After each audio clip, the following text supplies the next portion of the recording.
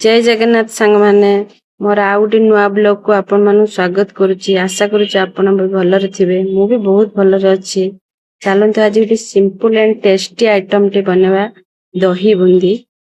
देखंतु मु एटी गोटे जागा रे किछि बेसन आगे नै गली तापरे किछि हळदी लंका गुंड लूण पकेई पानी पकेई ताकू भल से गुळेगी 5 मिनिट पई रखी देली।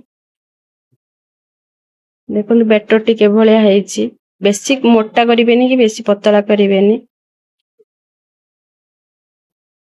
तापरे गोटे कढ़ा रे तेल पकेई गरम करी देखन गोटे छांता साहाय्य रे मु बुंदी उडा को किपरि छाणी नेछि।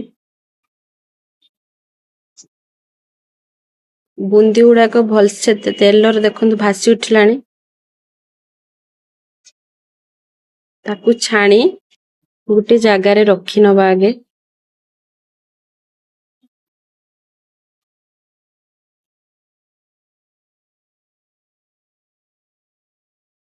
भल से छाणीबे लाल हेला पर्यंत। चलन गोटे जागा को रखी देबा। मुई टिश्यू पेपर व्यवहार कर। आपण चाहिले भी व्यवहार करि परिबे। एक्स्ट्रा ऑयल किछि बाहरी जिवो।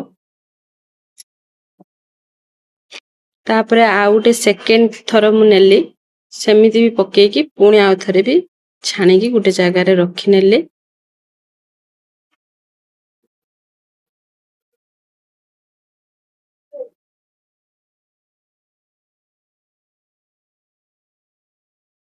एठी हमर बुंदी पूरा रेडी हेछि। या परे मु गोटे जागा रे दही किछि नै हेछि। सेई बुंदी उडा को सेइथिरे किछि समय छाडी दबा।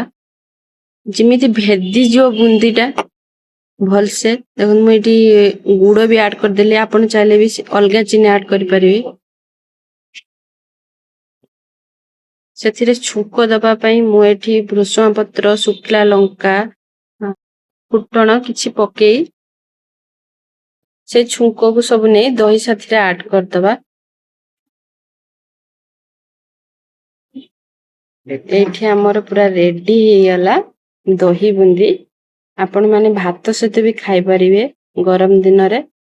एन्जॉय करंतु। जदि वीडियो टी भलो लागिथिबो लाइक शेयर सब्सक्राइब कर देबे। रहूची जय जगन्नाथ।